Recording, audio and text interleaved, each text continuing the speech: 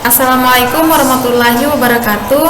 Perkenalkan, nama saya Wade Sriningsi dengan NIM 1865022. Di video kali ini saya akan menjelaskan tentang fase analisis.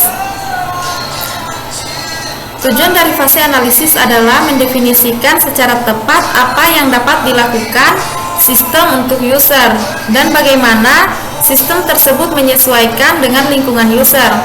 Aktivitas utama atau kejadian penting dari fase ini adalah untuk menghasilkan dokumen yang menjelaskan arti lingkungan sistem, disebut Functional Specification atau VS. Spesifikasi fungsi.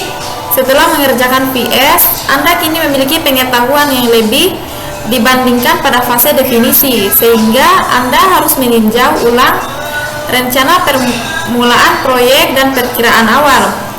Aktivitas berikutnya menuliskan development proposal atau proposal pengembangan, dan akan dikerjakan jika dua metode proposal akan dilakukan. Hal tersebut akan ditulis setelah VS. Isi dan garis besar proposal pengembangan sama dengan proposal analisis, kecuali bahwa proposal pengembangan dikerjakan dengan menggunakan 5 tahap dari pengembangan. Dalam fase analisis, Anda harus menghadapi apa yang akan dilakukan, bukan mengenai bagaimana hal tersebut akan dilakukan, karena fase desain akan membahasnya.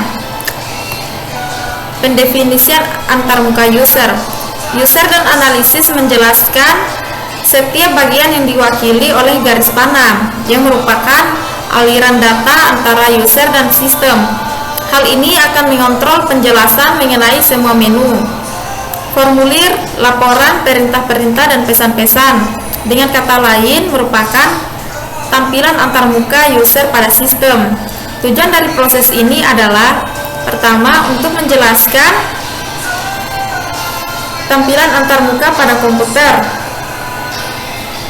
Kedua, untuk memperoleh pemahaman yang umum dari bisnis user. Seringkali user belajar mengenai bisnisnya sendiri dari tipe analisis ini.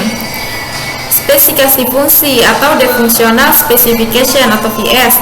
VS menjelaskan semua tingkah laku sistem dalam bentuk cerita dan gambar. Definisikan antarmuka user seperti di atas: menu-menu, perintah-perintah, respon, laporan, dan pesan-pesan dijelaskan sebanyak mungkin. Setiap perubahan di dalam lingkungan user karena sistem baru akan dijelaskan. Semua pengiriman termasuk hardware, software, pelatihan, dokumentasi, dan garansi dirinci sebagai tambahan pada proposal.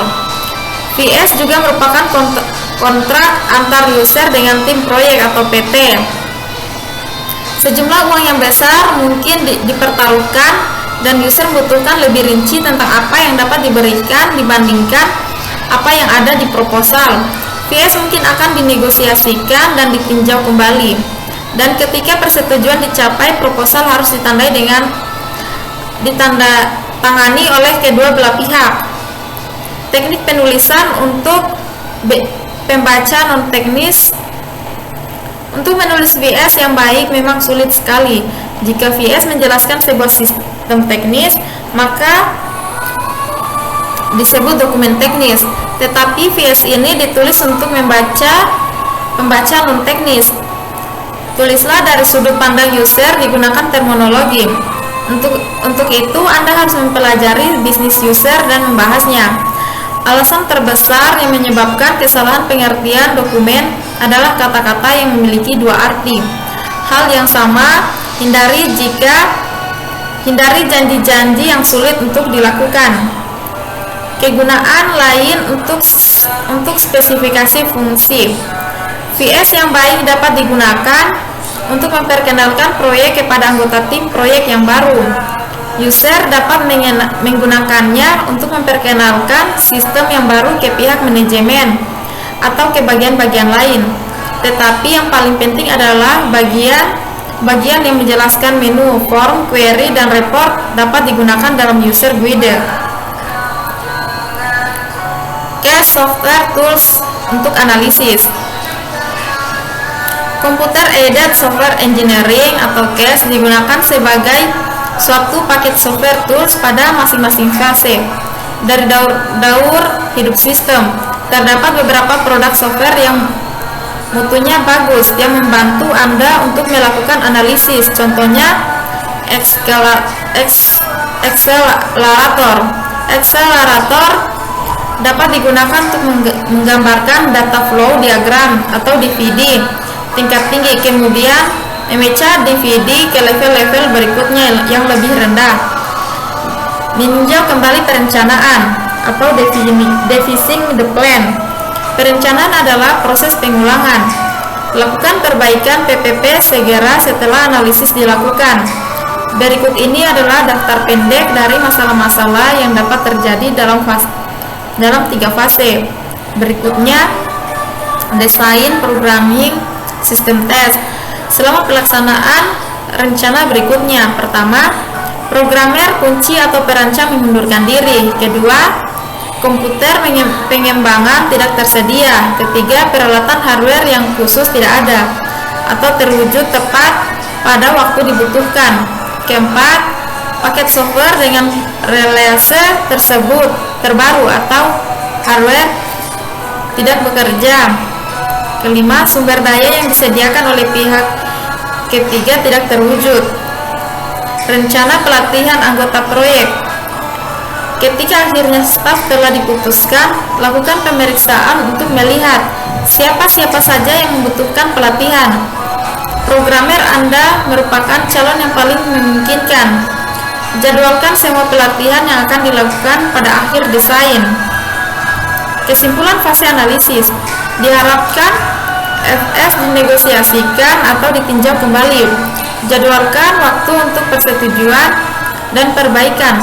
Atur batas akhir penyelesaian. Jika tidak disetujui di antara individu-individu atau departemen-departemen menyebabkan analisis paralisis, ambil satu atau dari tiap departemen dan kumpulkan dalam satu ruang dan tekankan untuk tidak menunda pertemuan sampai masalah terpecahkan.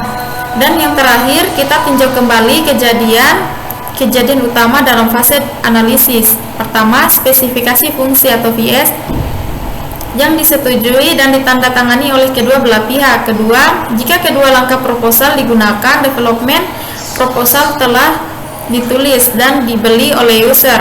3. PPP diperbaiki untuk memasukkan perhitungan-perhitungan baru dan jadwal-jadwal. Sumber-sumber masih dijalankan untuk seluruh kegiatan. Keempat, desain tingkat atas atau the top level design telah dilakukan. Terima kasih. Mungkin itu saja yang bisa saya jelaskan. Assalamualaikum warahmatullahi wabarakatuh.